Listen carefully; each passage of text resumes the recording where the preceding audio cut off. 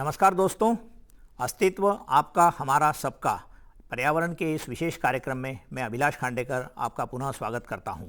आज का विषय जिस पर हम हमारे विशेषज्ञों के साथ बातचीत करेंगे वह है 2013 जून की वह घटना जो आज भी हमारे दिलो दिमाग पर छाई हुई है। उत्तराखंड की वो त्रासदी जिसने हजारों लाखों लोगों की जानें ली और हजारों लाख लोग उसमें लापता हो गए। आज भी नदियों और वहाँ के जंगलों का जो दोहन हो रहा है उसके चलते पूरे देश में विवाद छिड़ा हुआ है कि इस तरीके की त्रासदी पुनः वापस न हो और लोगों की जानें न जाएं। इसके लिए सरकार, समाज और विशेषज्ञ किस तरीके से काम कर सकते हैं।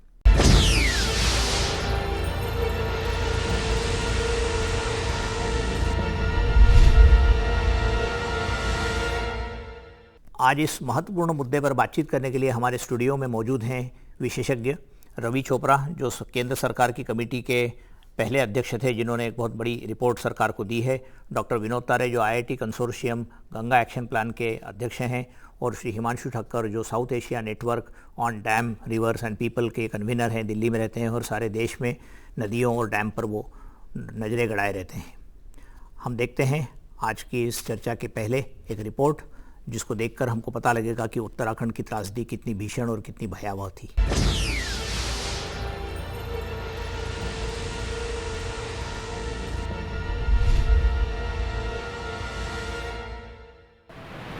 जून 2013 में उत्तराखंड में आई भीषण तबाही ने भारत सहित पूरे विश्व को दहला कर रख दिया। भारी बारिश और भूस्खलन के कारण हुई तबाही में हजारों लोगों के मरने और इतनी ही तादाद में लापता होने का अंदाजा लगाया गया, लेकिन सही आंकड़ों का पता आज तक नहीं लग सका है। कहा जा रहा है कि भारी बारिश के बारे में पहले से बड़े स्तर पर प्रचार करना या व्यापक आपदा की स्थिति से निपटने के लिए मौसम विभाग का पूर्वानुमान लगाकर तैयारियों को अंजाम देना ही सुरक्षा कवच साबित हो सकता था। विशेषज्ञों का मानना है कि इस भयानक त्रासदी के पीछे दो बड़े कारण थे।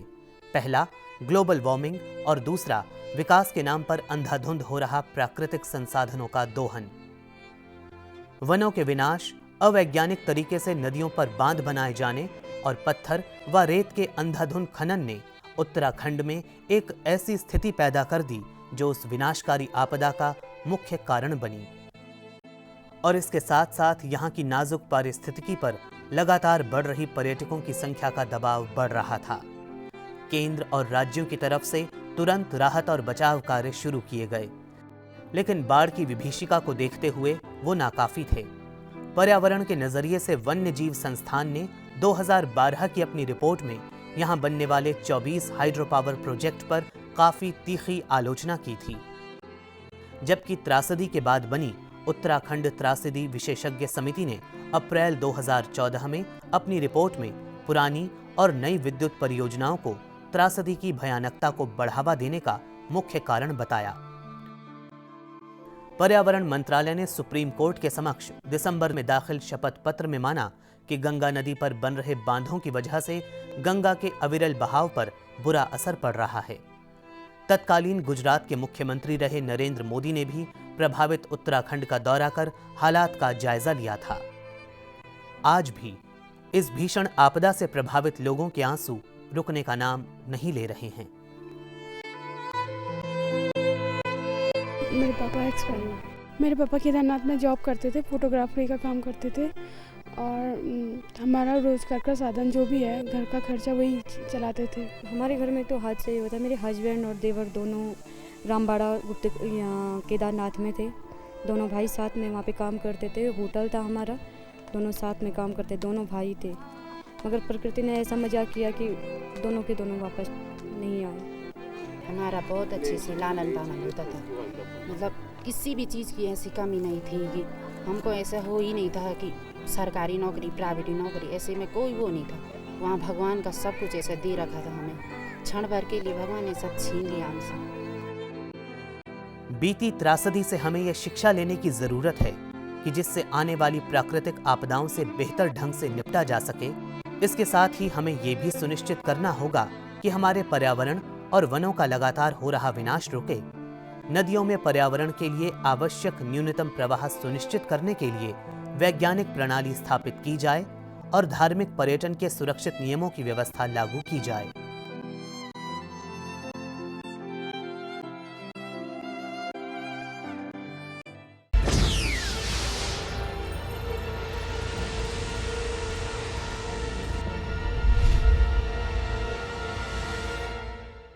मैं आज सबसे पहले श्री रवि चोपड़ा जी से जानना चाहूँगा कि उनकी कमेटी जो थी, जो उनकी विशेषज्ञ कमेटी थी, उसकी क्या फाइंडिंग्स थे। उन्होंने उत्तराखंड की त्रासदी में जो कुछ हुआ उसके बारे में सरकार को, जनता को क्या बताने की कोशिश करी, और जिससे कि इस त्रासदी से अगली बार या इस तरीके से किसी भी त्रासदी को हम बचा सकते हैं। चोपड़ा जी। अगस्त 2013 में सुप्रीम कोर्ट ने भारत सरकार के पर्यावरण मंत्रालय को आदेश दिया कि एक कमेटी का गठन हो जो 3 सवालों पर गौर करे और उसे एक रिपोर्ट दे। जी। पहला सवाल उसका ये था कि जो उत्तराखंड में बांध बन चुके हैं और बन रहे हैं उनसे पर्यावरण पर कोई दुष्प्रभाव तो नहीं पड़ता है। दूसरा सवाल था कि इन बांधों से 2013 की त्रासदी में नुकसान बढ़ा तो नहीं। और तीसरा सवाल ये था कि wild life institute of India ने एक रिपोर्ट दी थी मंत्रालय को 2012 में, जिसमें उन्होंने कहा था कि 24 बांधों पर पुनर्विचार होना चाहिए। तो सुप्रीम कोर्ट ने कहा कि इस एक्सपर्ट बॉडी मतलब ये जल विद्युत परियोजना है, जो जल विद्युत परियोजना है, तो इस एक्सपर्ट बॉडी को इस पर भी विचार करना चाहिए। तो इन 3 सवालों पर हमारे जवाब इस प्रकार के थे कि सबसे पहले तो जो बांध बन चुके हैं और जो बन रहे हैं उनसे पर्यावरण पर दुष्प्रभाव होता है। जी। ये निष्कर्ष हम वहाँ मौके पर जाकर साइंटिफिक लिटरेचर पढ़कर, सरकारी रिपोर्टें पढ़कर और स्थानीय लोगों से मिलकर, अनेक डेवलपर्स के जो प्रतिनिधि थे उनसे बात करके और अन्य लोगों से बात करके, उन सब के बाद हम इस निष्कर्ष पे पहुँचे। और वो 4 प्रकार के दुष्प्रभाव हमने अपनी रिपोर्ट में मेंशन किए हैं। मुख्य रूप से एक तो नदियों का अस्तित्व खत्म हो जाता है क्योंकि बांधों के नीचे बहुत कम पानी बहता है, ना के बराबर पानी बहता है। दूसरा कि पानी की जो गुणवत्ता है वो बिगड़ जाती है। तीसरा यह कि वहाँ की पानी जो की गुणवत्ता मतलब वाटर क्वालिटी, उसमें एक तो खासकर जब कंस्ट्रक्शन चल रहा होता है तो कंस्ट्रक्शन के समय जो सड़कें बनाने में और सुरंग बनाने में जो मलबा निकलता है वो सब फेंका जाता है तो पानी की वो गुणवत्ता, तो समझ गया। और उसके बाद भी क्योंकि पानी ही खत्म हो जाता है नदी में, तो उससे भी फिर जो नेचुरल वाटर है, जो उसका जो फ्लो है उसके साथ में बिल्कुल ठीक है। तीसरी बात ये थी कि नदी की जो अपनी पारिस्थितिकी है वो ख़त्म हो जाती है, उसके अगल बगल के क्षेत्र में भी पारिस्थितिकी पर दुष्प्रभाव पड़ता है। और चौथा ये था कि वहाँ के जो हमारे जो उत्तराखंड के हिमालय के पहाड़ हैं वो काफ़ी कच्चे हैं और उनकी जो स्लोप की स्टेबिलिटी है वो बिगड़ती है। जो वहाँ पर धारें हैं या स्रोत हैं पानी के, जहाँ पर से लोग आज भी पानी लेते हैं पीने के लिए, वो भी बिगड़ जाते हैं। तो लोगों के घरों में दरारें आती हैं। तो इस तरह से जियोलॉजिकल और सोशल इम्पैक्ट्स भी हमने बताए। दूसरा जो सवाल था कि क्या बाढ़ आने से नुकसान बढ़ा इन बांधों की वजह से, जी, ये तो हमारा जो कंक्लूजन था वो ये था कि हाँ, एक लोकल स्ट्रेच में बांध के अगल बगल ज़रूर बिगड़ता है। और वो भी हमने 4 बांधों को देखकर उसका स्टडी करके उसके स्टडी के आधार पे इस निष्कर्ष पे पहुंचे थे। जल विद्युत परियोजनाएं 24 हैं यहाँ पर, उनमें उनके प्रमोटर से बात की जाए, उसमें से 24 में से कुछ राज्य सरकार की है, कुछ केंद्र सरकार की है, कुछ प्राइवेट है। ये सारी 24 की 24 को मेरे ख्याल से wild life institute of India ने कहा था कि ये 24 परियोजनाएं वहाँ पर नहीं आनी चाहिए। तो क्या आप लोगों ने प्रमोटर से बात करी थी? क्योंकि बात ये हो रही है कि विकास बनाम विनाश। तो यदि विनाश हो रहा है तो इसका मतलब वहाँ पर यदि डैम्स बन रहे हैं, उसके कारण टनल्स खोदी जा रही है, नदी का कोर्स बदल रहा है, नदी की क्वालिटी का वो हो रहा है, इकोलॉजी जो हिमालयन इकोलॉजी उसमें दिक्कतें आ रही है। तो ये सारे जो बांध बन रहे हैं उसके लिए लगातार ये बोला जा रहा है कि इलेक्ट्रिसिटी की ज़रूरत है, डेवलपमेंट की ज़रूरत है। तो आप लोगों ने प्रमोटर से बात की थी क्या?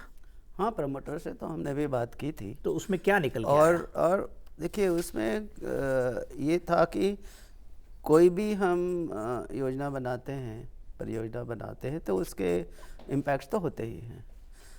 हमारा उसमें ज़्यादा ये था कि कुछ इम्पैक्ट्स जो होते हैं वो स्थायी तौर पे होते हैं और कुछ जो है अस्थायी तौर पे होते हैं।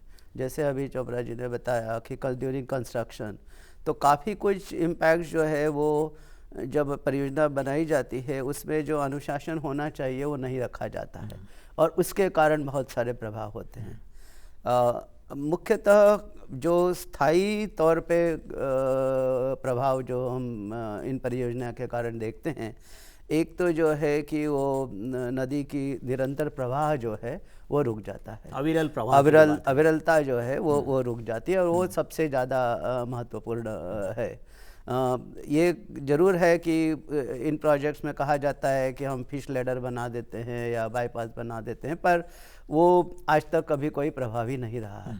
तो मुख्य स्थायी तौर पे यदि प्रभाव में देखो नदी के, एक तो उसकी अविरलता ख़त्म हो जाने से फिर क्या होता है कि जो जीव जंतु जो है ऊपर से नीचे माइग्रेट होते हैं, आना जाना चाहते हैं, उनकी जो पूरी लाइफ साइकिल की प्रोसेस होती है वो पूरी की पूरी डिस्टर्ब हो जाती है। अब वो मुख्यतः स्थायी तौर पे है। और नहीं, तो मैं पूछ रहा था आपसे मूल सवाल कि प्रमोटर्स ने आपको कुछ उसमें सावधानियां बरतने का एश्योरेंस दिया क्या? वो उनका ये कहना है कि आप हमें बताइए कि क्या कंडीशन है, वो हम लागू कर देंगे, बट उनकी तरफ से कोई लागू करेंगे। हाँ, जब तक कि क्योंकि बिल्डर्स, डैम बिल्डर्स और जीएमआर और ऐसी बड़ी बड़ी कंपनियां हैं, ये लोग कोई जरूरी नहीं है कि मानेंगे। तो इस पर मैं हिमांशु से पूछना चाहूँगा। हिमांशु जी, आप नदियों और बांधों पे बड़ी गड़ी नज़र गड़ाए हुए रहते हैं हमेशा। कितनी ऐसी विद्युत परियोजनाएं वहाँ पर हैं जो गंगा नदी पर है, जो भागीरथी पर है, जो अलकनंदा पर है, ट्रिब्यूटरीज पर है? तो ऐसी कितनी परियोजना पूरी हो गई है, कितनी कम अभी बनने की स्थिति में है और क्या उनको रोका जा सकता है क्या? कुल संख्या तो करीब सिर्फ आप उत्तराखंड में लेंगे तो 100 से ज़्यादा है, और आप गंगा की सभी ट्रिब्यूटरीज को लेंगे तो 200 से ज़्यादा है। नहीं, पर यदि अपन से उत्तराखंड की बात करें, उत्तराखंड के आसपास जहाँ जिस एरिया में ये बड़ी त्रासदी हुई थी, वहाँ पर कभी 24 वो परियोजनाएं हैं और अभी 95 ऐसी परियोजनाएं हैं जो पाइपलाइन में, ऐसा बताया जाता है। उत्तराखंड राज्य शासन की है, निजी परियोजनाएं और केंद्र सरकार की। तो 95 से वो कह रहे हैं 12,000 या 12,500 मेगावाट विद्युत बनाने की बात चल रही है। क्या इतनी विद्युत और इतनी इसकी ज़रूरत है क्या, क्योंकि जिस तरीके से संकट हमारे सामने है? नहीं, एक्चुअली नंबर उससे ज़्यादा है, शायद 400 से ज़्यादा है कुल संख्या देखें तो। दूसरी, जहाँ तक आपकी विद्युत की ज़रूरत है, देखो अभी उत्तराखंड में जितनी विद्युत पैदा हो रही है वो पूरी विद्युत, पूरी बिजली यदि उत्तराखंड को मिले तो उत्तराखंड की ज़रूरत पूरी हो सकती है। लेकिन ज़्यादातर बिजली जो उत्तराखंड में पैदा हो रही है वो बाहर जा रही है, वो तेहरी के प्रोजेक्ट से हो या NHPC के प्रोजेक्ट से हो या कोई विष्णुप्रयाग जैसे प्राइवेट प्रोजेक्ट से हो। तो जो जितनी बिजली पैदा हो रही है वो यदि, या GVK के अभी शुरू हुई श्रीनगर की प्रोजेक्ट की तो वो बिजली यदि उत्तराखंड को मिले और दूसरी उत्तराखंड में जो माइक्रो हाइड्रो का पोटेंशियल है उसको यदि टैप किया जाए तो उत्तराखंड के लोगों की ज़रूरत पूरी करने के लिए, खास करके लोकल लोगों की ज़रूरत पूरी करने के लिए ये ऑप्शंस बेटर है।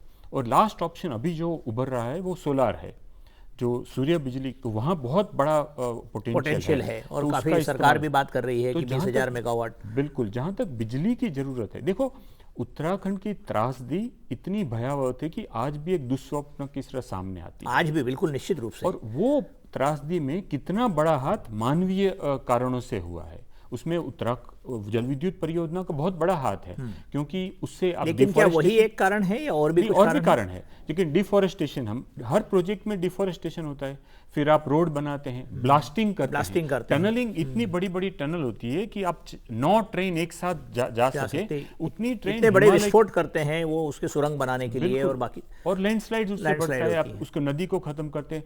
नदी सिर्फ पानी का प्रवाह नहीं है, नदी की बहुत मल्टीफैसेटेड इकोसिस्टम है, तो उसका हर पहलू को आप खत्म कर देते हैं जब ये प्रोजेक्ट बनाते हैं तो।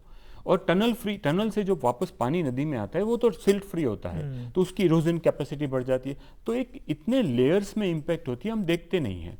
और जो चोपड़ा समिति ने जो महत्व की बात की कि हर प्रोजेक्ट के आसपास उन्होंने देखा और पाया कि उसी इलाके में सबसे ज़्यादा इम्पैक्ट था, जो हमने एक्चुअली मिनिस्ट्री को उत्तराखंड त्रासदी होने के तुरंत बाद लिखा था कि आप कम से कम इसका इन्वेस्टिगेशन करिए। तो हर प्रोजेक्ट के साथ, और ये इससे सबसे बड़ी सीख ये है कि पूरे हिमालय में जो उत्तराखंड में 2013 में हुआ, वो पूरे हिमालय में कभी भी कहीं भी हो सकता है। नेपाल में अभी जो अर्थक्वेक आया, नेपाल में अर्थक्वेक आया, उसका एक बहुत बड़ा उदाहरण सामने। वैसा अर्थक्वेक उत्तराखंड में, हिमाचल में, कश्मीर में, नॉर्थ ईस्ट में, पूरे में हो सकता है। और ये जब आएंगे, इसके पहले में उत्तराखंड में अर्थक्वेक आ ही चुके हैं। नहीं, और लेकिन जब हाइड्रो पावर होने के साथ साथ जब आप आएंगे तो इम्पैक्ट मल्टीप्लाई होते हैं, उसको कैस्केडिंग इम्पैक्ट। और सबसे बड़ी बात है कि सुप्रीम कोर्ट ने रवि चोपड़ा कमेटी बनाई, एक्सपर्ट कमेटी बॉडी बनाई, उस कमेटी के जो फाइंडिंग्स और रिकमेंडेशन है, उसके आज तक न मिनिस्ट्री ने उसकी कोई संज्ञा लेके उसको इम्प्लीमेंटेशन किया है, न अनफॉर्चुनेटली सुप्रीम कोर्ट ने भी इसके ऊपर चर्चा करके उसको आगे बढ़ाने के लिए कोई कदम उठाया जब ये समय तो थोड़ा ये ब्रेक का है, करना चोपड़ा चाहिए। कमेटी, इसके बारे में वापस मैं चोपड़ा जी से बात करना चाहूँगा। कुछ देर के लिए हम ब्रेक लेंगे, उसके बाद वापस चर्चा जारी रखेंगे कि उत्तराखंड की इस त्रासदी को हमने क्या सीखा और हम किस तरीके से इसको आगे रिपीट ना हो, इस तरीके की ट्रेजेडी वापस ना हो, इसके लिए हम क्या उपाय योजना कर सकते हैं। कुछ देर में वापस लौटते हैं आपके पास।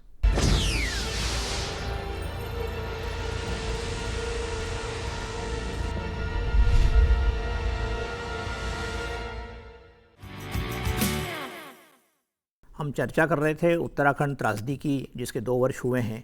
हम ये जानना चाह रहे हैं कि उत्तराखंड और देश पर उस त्रासदी का क्या प्रभाव पड़ा, क्या दुष्परिणाम हुए, हम आगे उसको किस तरीके से रोक सकते हैं।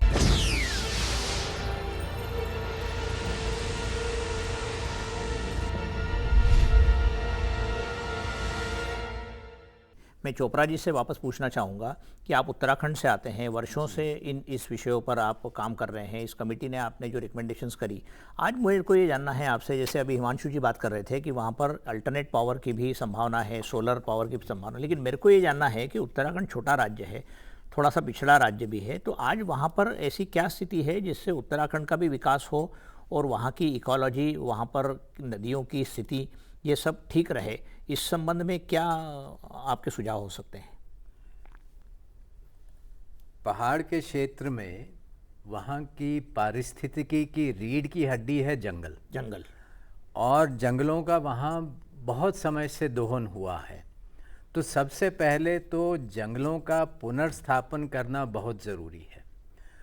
अब ये बात मैं मानता हूँ कि जंगलों को सरकार पुनर्स्थापित नहीं कर सकती है। वहाँ पर समुदाय जब तक नहीं जुड़ेगा वनों के साथ, तब तक वन सुरक्षित नहीं रहेंगे।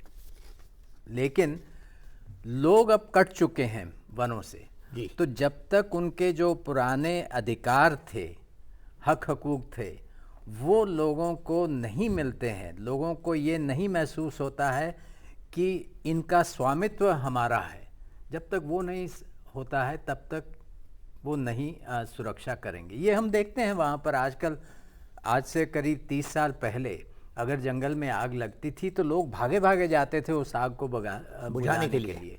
कोई पूछने वाला नहीं आता था। आज मैं देखता हूँ कि उनके घर के बगल में आग लग रही है जंगल में, नहीं जाएंगे। ये तो समाज में भी बहुत बदलाव हो रहा है। इसका मतलब क्या उत्तराखंड के लोग भी बदल रहे हैं? जो अलगाव डाला गया है ना, बॉन्डिंग जो था पहले नेचर के साथ में वहाँ के लोगों अब का, वो कहते हैं ना कि जंगल सरकार कहती है जंगल उनके हैं तो संभालो आप, हम क्या करें। दूसरी बात कि हमारी जो पहाड़ की खेती है वो जंगलों पर निर्भर है, वहाँ से चारा मिलता है, जंगल होते हैं तो स्रोत और छोटे छोटे गदेरे या निश्चित रूप से, है ना, मतलब जंगल का, प्राकृतिक संसाधनों का, पानी का अपना महत्व है जो समाज नहीं समझ रहा है या सरकारें अलग अलग तरीके से समझ रहा है। लेकिन क्योंकि ये उनका जीवन जो है वो जंगलों से कट गया है, तो आज उनकी जो खेती है वो भी नहीं हो रही है, वो भी घाटे का सौदा है। तो इसलिए वो कहते हैं अब हम कैसे जिएं इस पहाड़ में। तो सबकी दिशाएं प्लेन्स की तरफ हैं। तो क्या वहाँ से बड़ा माइग्रेशन हो रहा है? बहुत ज़बरदस्त माइग्रेशन हो रहा है। और जहाँ तक मेरी समझ है 2011 की जनसंख्या में ये जो जनगणना हुई थी उसमें पहली बार 2 ज़िले ऐसे निकले हैं पूरे देश में जहाँ पर 10 सालों में जनसंख्या बढ़ी नहीं लेकिन घटी है। पौड़ी और अल्मोड़ा में घटी है। और जितने भी हमारे 13 में से 9 ज़िले हैं जो हम पहाड़ के ज़िले कहते हैं, उनमें जनसंख्या की वृद्धि स्टेट की औसत से कम है।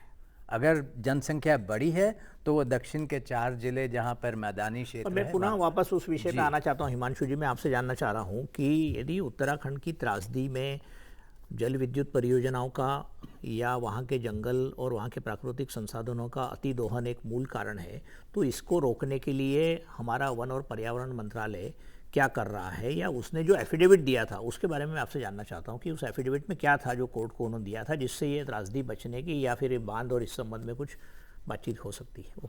नहीं, ये बहुत महत्व का। एक्चुअली पर्यावरण मंत्रालय ने जो दिसंबर 2014 में सुप्रीम कोर्ट को जो एफिडेविट दी थी, उसमें उन्होंने स्पष्ट रूप से पहली बार माना कि उत्तराखंड त्रासदी में ये बड़े जल विद्युत परियोजना जो बन चुकी है और बन रही है, उनका बहुत बड़ा हाथ था। और उन्होंने कहा था ये केंद्र सरकार के पर्यावरण मंत्रालय माना है, एफिडेविट में सुप्रीम कोर्ट में एफिडेविट करके माना है। और उन्होंने उसके बाद कहा कि और कोई परियोजना तब तक आगे नहीं बढ़नी चाहिए जो, एक तो रवि चोपड़ा कमेटी को हम और काम देना चाहते हैं कि बाकी जगह पे, उन्होंने तो सिर्फ अलकनंदा भागीरथी चोपड़ा जी को और काम दिया आपको आगे? नहीं, उसके बाद दिया तो नहीं, लेकिन बात जरूर हुई थी जी। उसमें उन्होंने कहा था कि जो उन्होंने स्टडी की थी सिर्फ अलकनंदा भागीरथी बेसिन में की थी, लेकिन त्रासदी तो उसके बाहर यमुना और काली बेसिन में भी आई थी। तो एक तो और स्टडी करने की जरूरत है। अलकनंदा भागीरथी में भी और भी अभ्यास करने की जरूरत थी, क्योंकि ऊपर जो इलाकों में जो जिस तरीके से उसका मक अपर गंगा बेसिन का, तो वो सब, तो वो स्टडीज उन्होंने, और उसके ऑप्शंस क्या है, यदि एग्जिस्टिंग प्रोजेक्ट्स है उसको क्या करना है, तो ये सब स्टडी अभ्यास अध्ययन करने आपका जो south Asia network for dam reverse and people, ये क्या भूमिका अदा कर रहा है इस सारे इसमें? हम मॉनिटर करते हैं और हम सरकार को, लोगों के साथ मिलकर सरकार को आगाह करने की कोशिश करते हैं कि जो जो प्रोजेक्ट आप बन रहे हैं, कम से कम सबसे पहले आप पूरा अध्ययन करिए कि ये प्रोजेक्ट क्या है, क्या ये बेस्ट विकल्प है, क्या ये लोगों की भागीदारी में है। दूसरा कि आप लोगों को विश्वास में लीजिए। जब तक आप लोगों की पब्लिक एक्सेप्टेंस के साथ प्रोजेक्ट आगे नहीं बढ़ाएंगे, तब तक प्रोजेक्ट सफल नहीं हो सकता, क्योंकि आपको लोगों के लिए करना है। तो लोगों की एक्सेप्टेंस के बिना आप कैसे आगे बढ़ सकते हैं? और दूसरी बात है, लास्ट बात है कि आप एक रूल बेस्ड और कंप्लायंस के साथ, आज जो कहा उन्होंने कि कागज पे तो लिख देते हैं लेकिन कंप्लायंस कुछ नहीं होता है, तो उसके लिए बहुत। तो मैंने सुना कि ये जो एफिडेविट सुप्रीम कोर्ट में दिया उसके बाद भी केंद्रीय वन और पर्यावरण मंत्रालय या दूसरे मंत्रालय, मतलब वाटर रिसोर्सेस और गंगा का नया डिपार्टमेंट बना, इन सब लोगों की भूमिका है, इनके अधिकारियों की भूमिका है, तो इन सब लोगों को या सरकार को भी इसके प्रति गंभीर होना चाहिए, और गंभीर है ऐसा मुझे लगता है। आपका क्या कहना है इसमें? नहीं, वो दिसंबर 2014 की एफिडेविट से लगा था, लेकिन उसके बाद प्रधानमंत्री कार्यालय ने जनवरी में एक मीटिंग बुला के उनके ऊपर दबाव डाला और उसके बाद उनका स्टैंड बदल गया है। तो ये हमें बहुत और जब रवि चोपड़ा कमेटी की रिपोर्ट अप्रैल 2014 में सबमिट हुई, तो मई 2014 में मिनिस्ट्री ऑफ एनवायरनमेंट ने कहा था हमको एक और कमेटी बनानी है। तब जस्टिस राधाकृष्णन जो अध्यक्ष थे अब बैच के, उन्होंने कहा, साफ ना कह दिया था कि और कोई कमेटी नहीं बनेगी, आप इस कमेटी ने जो कहा है उसको ऊपर स्टैंड लीजिए। तो तारे कमेटी के टर्म्स ऑफ रेफरेंस क्या थे? तारे जी, आपने जो कमेटी जो बनी थी आपकी, हमें जो बोला गया था कि जो 24 प्रोजेक्ट्स थे, वो 24 प्रोजेक्ट्स में से 6 प्रोजेक्ट जो कि एडवांस स्टेज पे थे जी, उसके ऊपर ये कहा गया था कि आप ये देखिए क्या ये 6 प्रोजेक्ट्स को उस समय के जो नियम कानून थे उनके प्रावधानों के हिसाब से उनको क्लियरेंस दिया गया था कि नहीं किया था, मतलब उस समय के जो कानून थे वो फॉलो किए गए कि नहीं किए गए। उसमें क्या निकला फिर? उसमें हमने कहा कि यदि आप खाली पेपर पे देखेंगे तो जो जो क्लियरेंसेस की ज़रूरत होती है वो क्लियरेंसेस दिए गए थे, परंतु जैसे एनवायरमेंटल इम्पैक्ट एनवायरमेंटल क्लियरेंस एक महत्वपूर्ण क्लियरेंस होता है। अब उस समय एनवायरमेंटल क्लियरेंस देखते समय नदी की अविरलता और उसकी कंटिन्यूटी या पर्यावरणीय प्रवाह उस समय कोई सोच नहीं थी ना। तो जब उस समय कोई जब दिया था तो कागज के हिसाब से तो यस उनके पास सब प्रोजेक्ट्स के पास जिनको था वो क्लियरेंस था, हाँ, परंतु ये इम्पैक्ट देखा ही नहीं गया कि पर्यावरणीय प्रवाह उस प्रोजेक्ट्स में छोड़ा जाएगा। तो क्या आपने अब सरकार को ये रिकमेंड किया है या अनुशंसा की है कि इस तरीके से पर्यावरण प्रवाह या एनवायरमेंटल फ्लो और इन सारी चीजों को भी देखा जाए और उसके बाद इनको वापस रिकंसिडर किया जाए या रिव्यू किया जाए? बिल्कुल हमने कहा यही है कि हर प्रोजेक्ट में एक जो रिवर बेड की कंटिन्यूटी ऑफ द फ्लो और जो पर्यावरणीय प्रभाव होना चाहिए वो बहुत ज़रूरी है। और बिकॉज़ इन सब प्रोजेक्ट्स में इसके ऊपर कोई विशेष रूप से चर्चा नहीं हुई है, न ही उनका डिज़ाइन उस तरफ से किया गया है, तो स्वाभाविक है कि इन प्रोजेक्ट को यदि करना है क्या आपने तो फिर आपने से आपने वहाँ के डैम्स में डिज़ाइन में कुछ फ्लॉ देखा, कुछ या कुछ गड़बड़ियाँ या कमियाँ देखी? डिज़ाइन में फ्लॉ मतलब ये तो है ही कि ये जो जितने भी प्रोजेक्ट्स हैं, यदि आज के जैसे है डिज़ाइन ऐसे वैसा बना जाए तो रिवर जो है वो फ्रेगमेंट हो जाती है। जैसे अभी जो भागीरथी पे बने हैं, मनेरी वाली 1, मनेरी वाली 2, टेरी है, फिर कोटेश्वर है, फिर उधर अलकनंदा पे है, ये तो रिवर को फ्रेगमेंट करते ही करते हैं कि उनमें ऐसा कोई ये नहीं है यदि आप नीचे से ऊपर जाना चाहे, ऊपर से नीचे आना चाहे तो नहीं आ सकते हैं आप लगातार बिना ब्रेक किए। तो और अब तो मैं जानना चाहूँ, क्योंकि आप आईआईटी कंसोर्शियम के कन्वीनर हैं, प्रमुख हैं, गंगा एक्शन प्लान पर कई सालों से काम कर रहे हैं, पर अब नई सोच जो आ रही है लगातार मोदी सरकार आने के बाद में कि गंगा का फ्लो या रिवर का फ्लो, मूल रूप से गंगा का फ्लो बिल्कुल अविरल होना चाहिए। और अविरल होने का मतलब है कि उसमें किसी भी तरीके का कोई भी स्टॉपेज नहीं हो, अर्थात किसी भी तरीके का डैम वहाँ पर पॉसिबल नहीं होगा। तो मैं चोपड़ा जी से पूछना चाहता हूँ कि क्या ये आदर्श स्थिति हो सकती है, या ये क्या ऐसी स्थिति बन सकती है कि वहाँ पर जो आधे बने हुए डैम्स हैं, पूरे बने हुए डैम्स हैं या अगले वाले डैम्स हैं, वो सारे ख़त्म कर दिए जाएं, या अविरल नदी क्या वास्तविकता हो सकती है? बिल्कुल हो सकती है और होनी भी चाहिए। और क्योंकि एक तरफ तो हम इसको कह रहे हैं कि ये हमारी नेशनल रिवर है, अगर आज मैं नेशनल एनिमल के ऊपर प्रहार करता हूँ तो मुझे तो जेल भेजा जाएगा। गंगा तो लेकिन राष्ट्रीय नदी है। गंगा क्योंकि उस एक्ट में नहीं बनी, नेशनल सिंबल्स एक्ट में उसको नेशनल रिवर नहीं घोषित किया, इसलिए वो लागू नहीं होता है। लेकिन अगर हम देखिए, हमें गंगा के ऊपर बांध हम क्यों बना रहे हैं? 2 कारणों के लिए। एक तो हमें बिजली बनानी है, दूसरा हमने इरिगेशन के लिए पानी देना है। तो ये दोनों कामों के लिए हमारे पास विकल्प हैं। तो पहला विकल्प क्या हो सकता है? अब पहला विकल्प तो जो उसने हिमांशु ने कहा कि सौर ऊर्जा को हम क्यों नहीं इस्तेमाल कर रहे हैं। मेरा ये भी कहना है कि देखिए, जब भी हम बिजली की बात करते हैं, कोई भी टाइप की बिजली हो, चाहे वो सोलर एनर्जी हो, चाहे वो हाइड्रो पावर हो, उसके सबके पर्यावरणीय प्रभाव इम्पैक्ट होते हैं। तो मैं इस बात को मानने को तैयार नहीं हूँ कि आप हाइड्रो पावर के इम्पैक्ट देख रहे हैं तो उसके बदले सोलर पावर, क्योंकि सोलर पावर के भी अपने इम्पैक्ट्स होंगे, है ना? तो और ये भी हमें देखना है कि जो चोपड़ा जी ने कहा सही है कि जंगलों का कम होना, जंगलों से लोग जुड़ना, है ना, पर हमें यह भी विचार करना है कि क्या ये हाइड्रो पावर ही उसके लिए रिस्पॉन्सिबल बस है? यही बात, मूल बात ये है। और मैं और कार्यक्रम खत्म हो रहा है, मैं उस तरफ में हिमांशु जी की एक आखिरी वो लेना चाहूँगा कि विनोद तारे जी ने जो कहा वो सही है कि सोलर पावर भी आएगा तो भी उससे पर्यावरण पर दुष्परिणाम होंगे। तो हमको नदियाँ बचाना है और उत्तराखंड में इस तरीके से त्रासदी नहीं हो, इस पर आपका एक आखिरी वो क्या बता सकते हैं? देखो, हमें विकास करना है। विकास का मूल, आपकी आखिरी टिप्पणी क्या हो सकती है? जी, विकास का मूल जो अवधारणा है कि लोगों की मूलभूत जरूरियत पूरी हो और उनकी एक डेमोक्रेसी में उनकी सम्मति के साथ हो।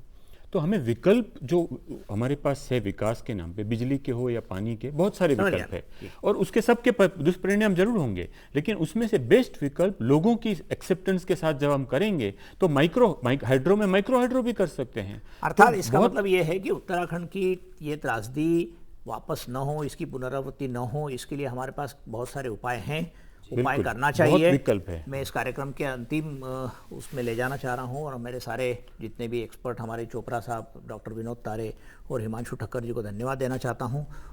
आपको हमारा कार्यक्रम कैसा लगा? आप अपने विचार सुझाव हमें इस पते पर लिख सकते हैं। अस्तित्व, Lok Sabha television, FB 116, parliament library building, parliament house, नई दिल्ली 110001। अगर आप हमें मेल करना चाहते हैं तो हमारा ईमेल आईडी है astitv@lstv@gmail.com। हमें आपकी प्रतिक्रिया का इंतज़ार रहेगा। अस्तित्व आपका, हमारा, सबका, इस पर्यावरण के आज के कार्यक्रम को समाप्त करता हूँ। अगले बार हम पुनः इसी कार्यक्रम के लिए मिलेंगे। धन्यवाद।